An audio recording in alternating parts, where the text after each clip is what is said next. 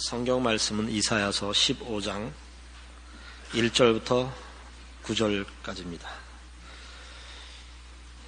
이사야서 15장 1절부터 9절까지입니다. 15장 전체를 봉독하겠습니다. 모압에 관한 경고라. 하룻밤에 모압 알이 망하여 황폐할 것이며 하룻밤에 모압 길이 망하여 황폐할 것이라.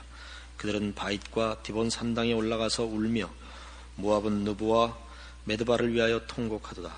그들이 각각 머리털을 없이 하였고 수염을 깎았으며 거리에서는 굵은 배로 몸을 동였으며 지붕과 넓은 곳에서는 각기 애통하여 심히 울며 헤스본과 엘르알레는 부르짖으며 그 소리는 야하스까지 들리니 그러므로 모압의 전사가 크게 부르짖으며 그 혼이 속에서 떨도다. 내 마음이 모압을 위하여 부르짖는도다. 그 귀인들은 수알과 에글랏 슬리시아로 도망하여 울며 루잇 비탈길로 올라가며 호로나임 길에서 패망을 부르짖니 니무린물이 마르고 풀이 시들었으며 연한 풀이 말라 청종한 것이 없음이로다. 그러므로 그들이 얻은 재물과 쌓았던 것을 가지고 버드나무 시내를 건너리니 이는 곡성이 모압 사방에 들렸고 슬피 부르짖음이 에글라임에 이르며 부르짖음이 부엘 엘림에 미치며 디몬 물에는 피가 가득함이로다. 그럴지라도 내가 디몬의 재앙을 더 내리되 모압에 도피한 자와 그 땅의 남은 자에게 사자를 보내리라. 이사야 15장과 16장 두 장에 걸쳐서 모압에 임할 심판을 경고하는 예언이 실려 있습니다. 이 모압은 아브라함의 조카였던 롯의 후손들입니다. 이스라엘과는 남남은 아닌 사이죠. 그러나 이스라엘 백성이 애굽에서 해방되어 광야길로 가나안을 향하여 갈 때 적대적인 행위를 하고 이스라엘의 종교적으로 많은 피해를 입혀서 모세는 모압 족속은 10대까지라도 여호와의 회에 들어오지 못한다라고 저주한 민족이기도 합니다. 그러나 오늘 여기 기록된 모압에 대한 심판은 그런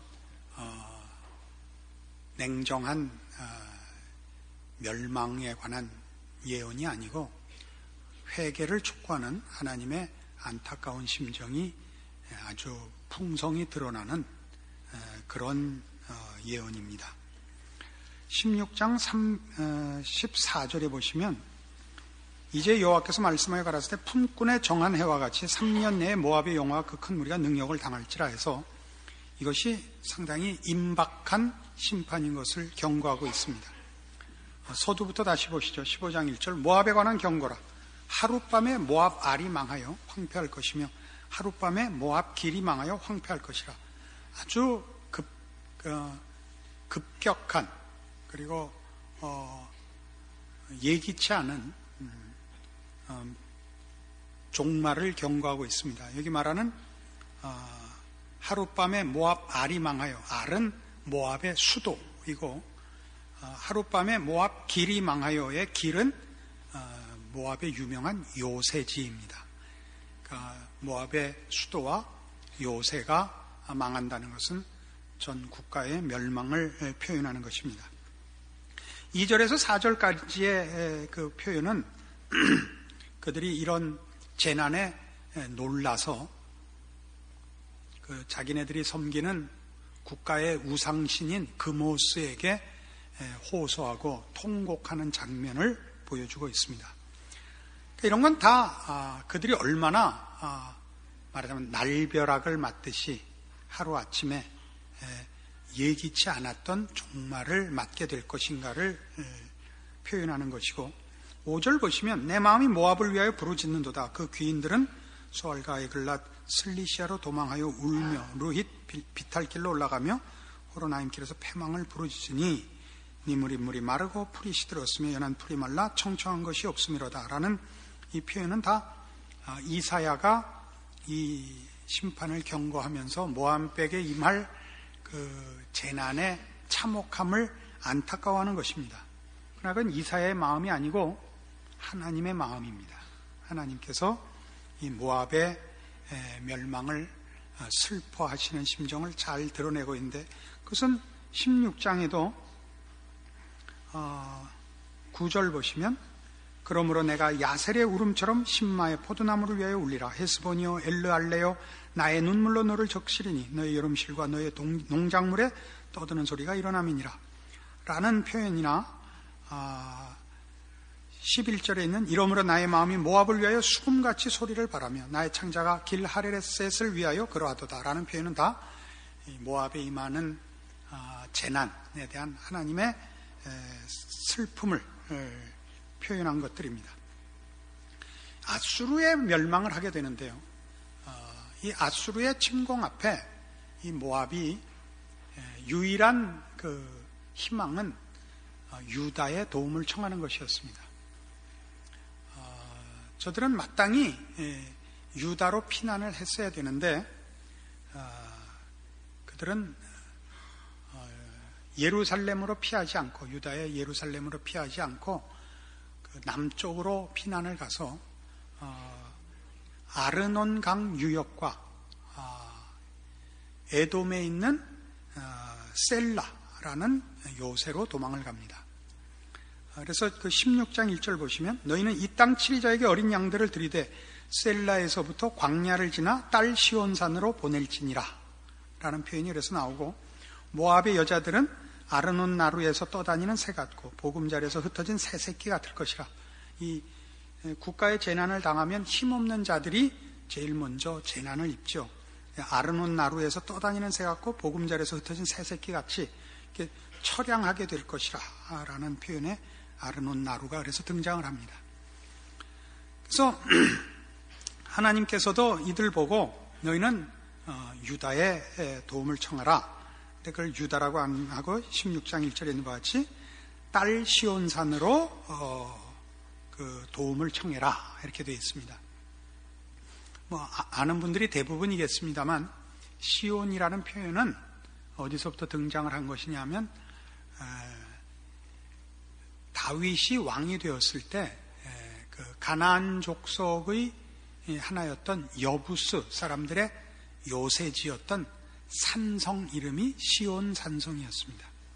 굉장히 험한 그리고 난공불락의 성 요새였는데 다윗이 그것을 빼앗고 그 이름을 다윗성이라고 이름을 바꾸었고 그 다윗성을 중심으로 하여 인근의 주민들이 살 만큼 도시를 이룬 것이 예루살렘입니다. 그래서 우리가 성경에서 메시아 왕권을 논할 때마다 다윗 왕권으로 그것을 상징하듯이 이 시온성, 시온이라는 표현은 하나님의 통치의 자리를 의미하는 단어로 사용되고 있습니다. 그래서 이 모압은 이 위기에 말하자면 하나님께 돌아오고 하나님의 보호를 청했어야 되는데 그들은 그렇게 하지 않았습니다. 그들은 유다의 사자들을 보내고 정치적, 군사적 도움은 요청했지만 16장 6절에 보시면 우리가 모압의 교만을 들었나니 심히 교만하도다. 그의 거만하며 교만하며 분노함도 들었거니와 그 과장이 헛되도다 라고 기록된 바와 같이 저들은 하나님의 도우심을 구한 것은 아니었습니다. 성경 전체에서 그렇습니다만 이사야에서 특별히 두드러지게 교만은 하나님의 도움을 외면하고 사람이 자기의 필요를 자기의 힘으로 만들어낼 수 있다고 믿는 정신을 말합니다. 그래서 이 모압의 멸망은 결국 아수르 때문도 아니고 모압의 정치 사회적 문제 때문도 아니고 가장 근본적으로 저들이 하나님의 통치를 외면한 탓입니다. 그러니까 이것은 우리 지금 살펴보는 이사야에서 메시아 왕국의 궁극적인 승리를 내다볼 때 그 하나님의 통치에 순종하지 않는 나라나 존재들은 다 심판을 받을 수밖에 없다와 연결되는 그런 내용입니다. 그런데 이것은 물론 모압이라는 나라와 그 국민들에게 보낸 경고이면서도 동시에 이것은 하나님의 백성들에게 보여주는 하나의 교훈이기도 합니다. 이 당시 모압이 멸망받을 이 당시에 이스라엘도 또는 유다도 다 아수르와 그 다음 뒤를 이어서 일어날 바벨론 앞에 멸망받을 운명 속에 있었습니다. 그러니까 모압의 멸망은 모압 자신의 한 나라와 한 개인의 운명을 논하는 것이 아니라 메시아 왕국의 성립과 연결되는 것이요. 그런 차원에서 메시아 왕권, 하나님의 통치를 외면하는 존재들의 필연적인 멸망과 또 하나님의 백성으로 부름받는 자들이 떠나서는 안 되고 놓쳐서는 안 되는 신앙의 핵심들을 확인시켜주는 이중적인 의미를 가지고 있는 것입니다. 그래서 이 모압에 관한 예언은 참다운 이스라엘들에게 주는 교훈이요. 오늘날 우리 모든 참된 이스라엘을 잇고 있는 하나님의 백성들이 들어둬야 하는 교훈의 내용입니다. 어떤 교훈의 내용이 구체적으로 들어있나 찾아봅시다. 누가복음 15장으로 갑니다. 신약성경 121페이지 누가복음 15장 1절입니다.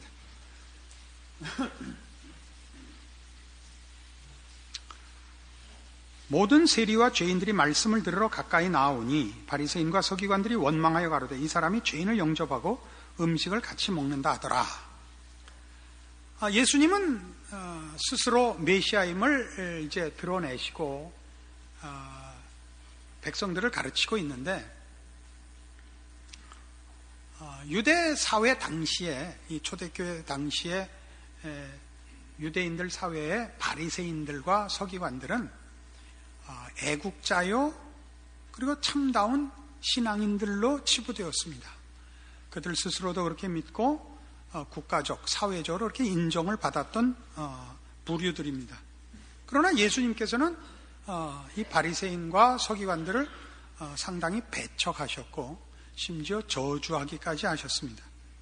그리고 오히려 죄인들을 가까이 했고 여기 세리라고 되어 있는 것은 세무서 직원들인데 오늘날 관계하는 자들이 결코 오해할 필요 없는 겁니다. 이 당시 세리라는 것은 이스라엘을 통치하고 있는 로마를 위하여 세금을 걷는 자들이었기 때문에 매국노로 지금 치부되고 있는 것입니다.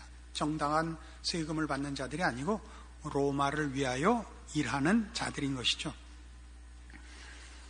이런 자들과 주님께서 가까이 하심에 대해서 저들이 가진 원망은 우리 바리새인들과 서기관들이 말하자면 하나님의 종으로 또는 하나님의 기름 부음 받은 자로 오신 분이 자신들을 알아주고 보상해줘야 될 텐데 벌받아 마땅한 자들과 만나고 자신들을 배척하는 데 대하여 저들이 불만을 토로할 수밖에 없었던 것이 현실입니다.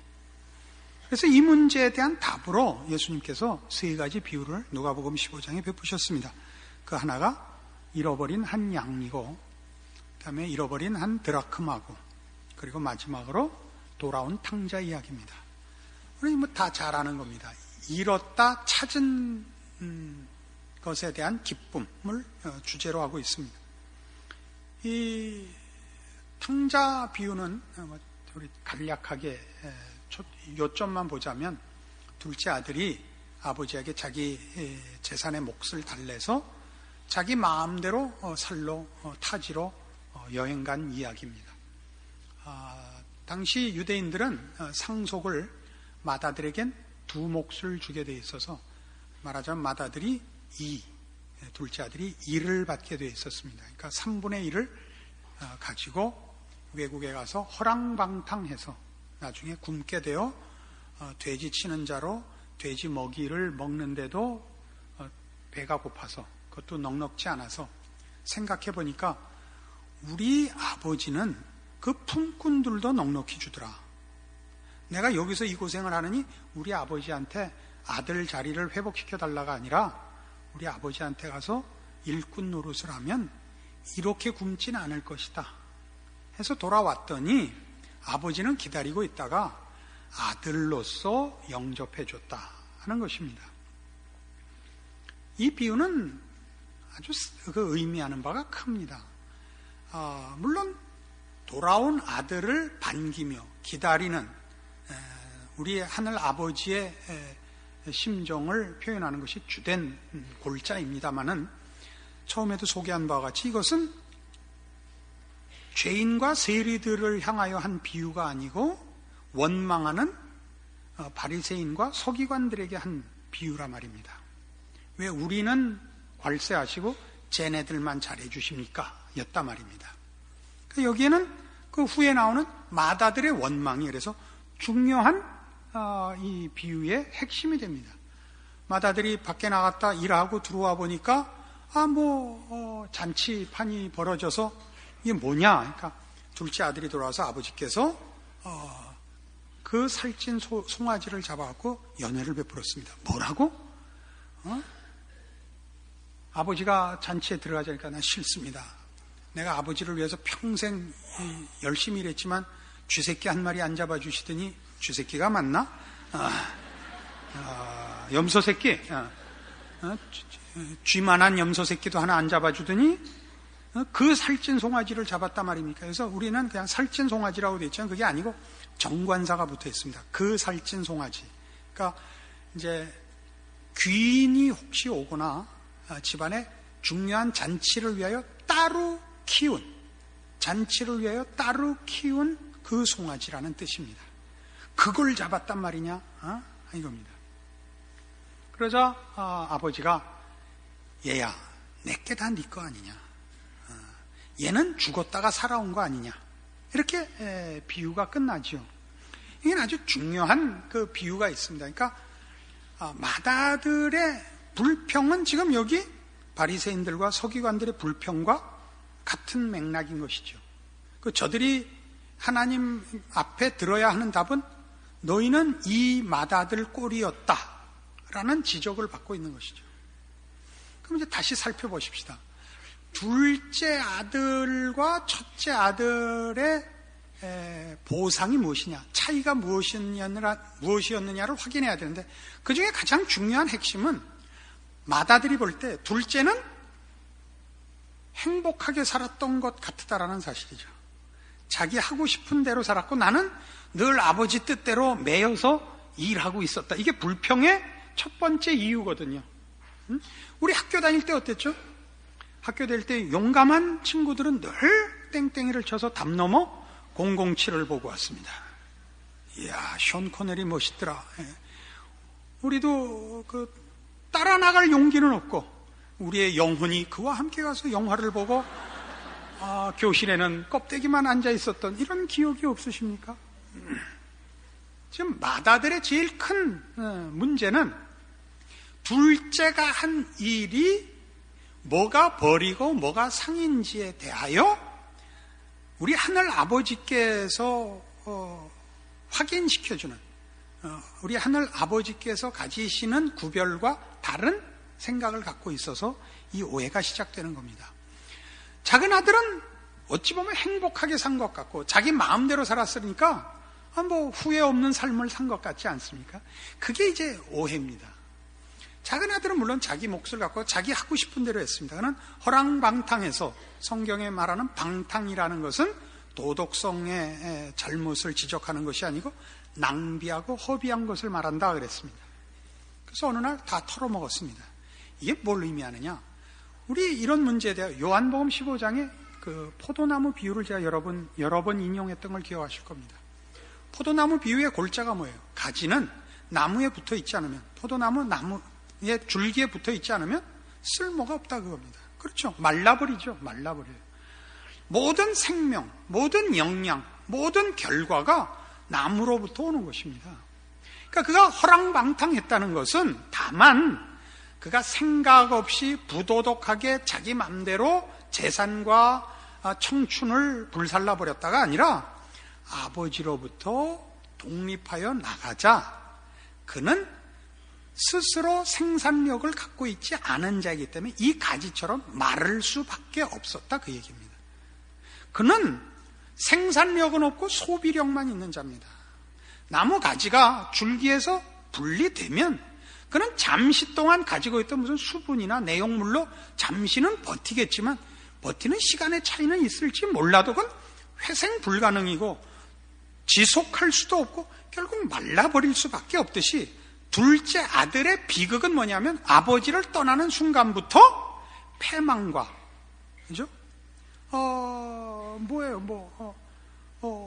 허망함을 결과로 가지고 시작을 하고 있다는 사실입니다.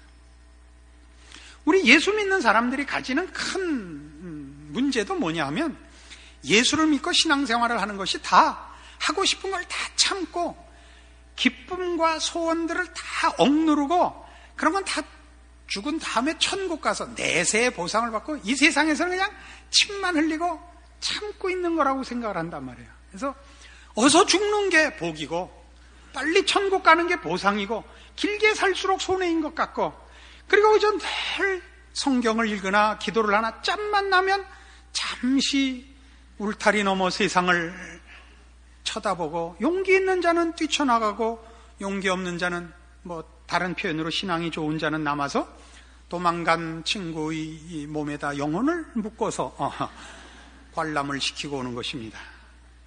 여기에 비극이 있죠. 전혀 그렇지 않습니다. 여러분, 세상 사람들을 보십시오. 우리는 모두 태어날 때 어린아이들을 보면 우리가 과연 하나님의 형상으로 지음을 받았다는 것이 그 사실이라는 걸 확인하도록 모든 어린아이들은 이쁘고 참 복스럽게 생긴 것을 봅니다. 그러나 크면 점점 괴물이 되어갑니다. 그죠?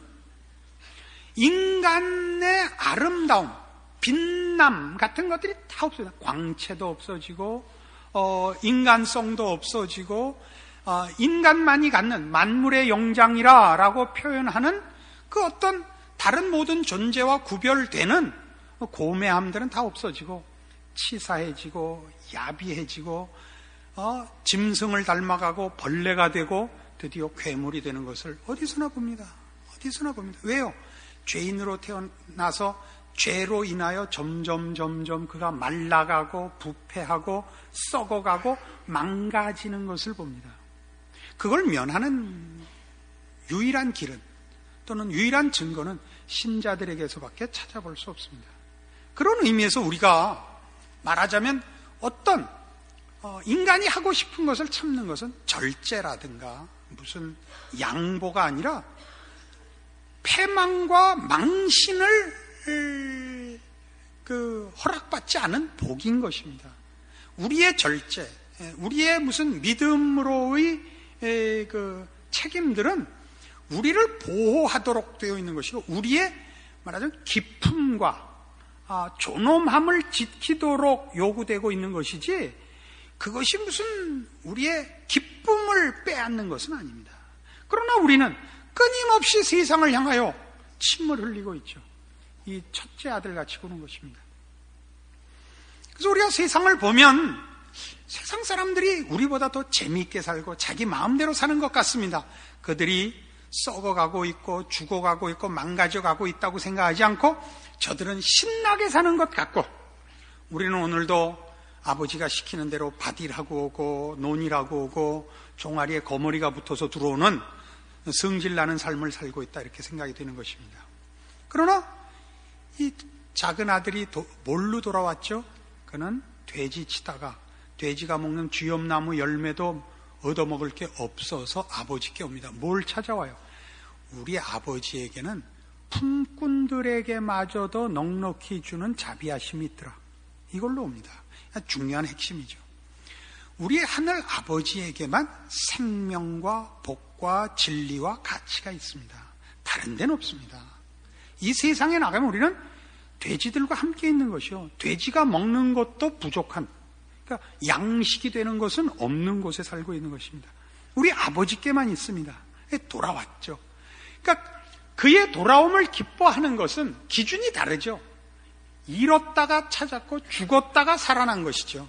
그 기쁨과 하나님의 자녀된 자의 성숙을 평가하는 기준과는 서로 다르죠. 하나님은 우리에게 이 둘째 아들이 가졌던 것 같은 어떤 보상을 안 주십니다. 우리가 지키고 있으면 이 첫째 아들이 불평했던 것 같이 염소 새끼라도 하나 잡아줬어야 될 것 아닙니까? 이 불평이 있죠. 우리가 신앙을 유지하고 신앙을 따라서 절제하고 정직히 살고 열심히 산 거에 대해서 염소 새끼 한 마리도 없다고요. 이게 뭡니까? 뭐라고 대답을 하셨어요? 아버지가 내 것이다 내 것 아니냐. 이 내 것이다 내 것 아니냐는 무슨 이런 소유와 이런 보상될 어떤 내용물에 관한 것이 우리가 생각하는 것과 다릅니다. 이건 마치 이것과 같습니다. 나무가 가지 보고 너와 내가 한 나무 아니냐 이렇게 얘기하시는 것입니다. 나는 줄기고 너는 가지다가 아니라 네가 나랑 한 나무 아니냐. 이걸 모르면 신앙의 보상은 없습니다. 이걸 아셔야 됩니다. 내 것이다 내 것 아니냐.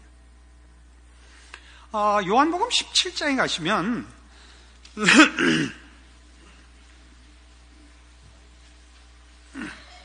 1절 이하에 예수님께서 이런 중요한 말씀을 하십니다.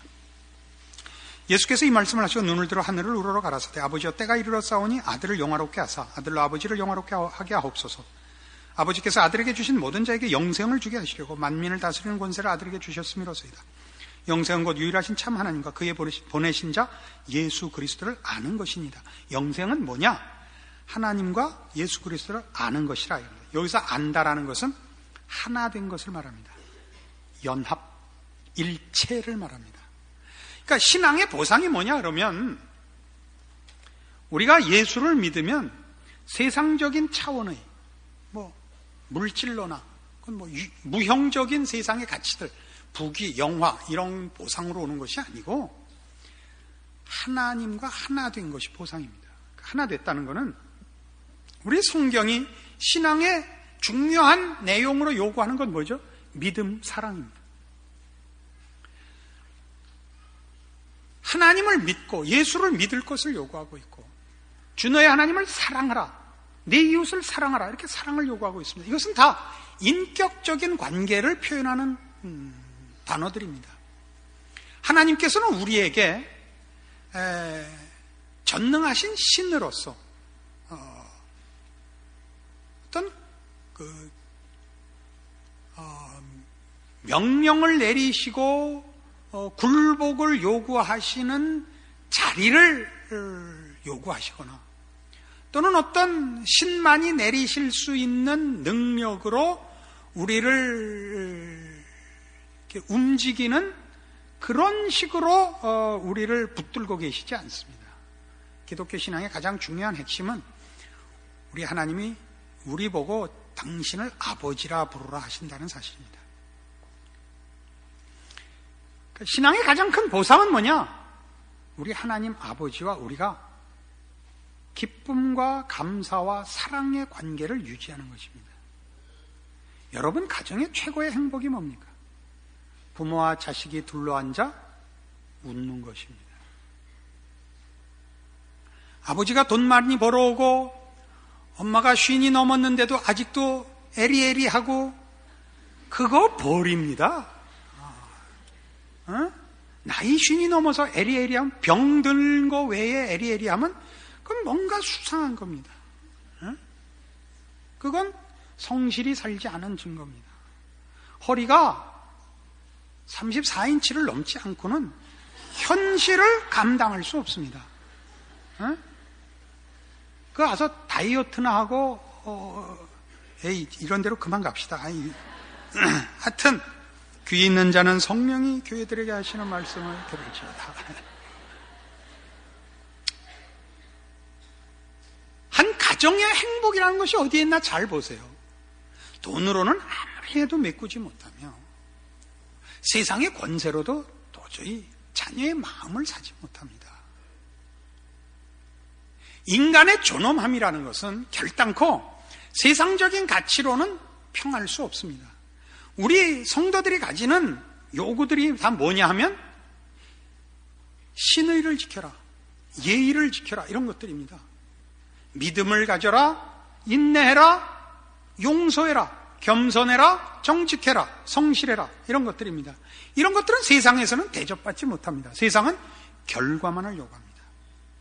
결과를 만들어내는 방법을 최고의 가치로 칩니다.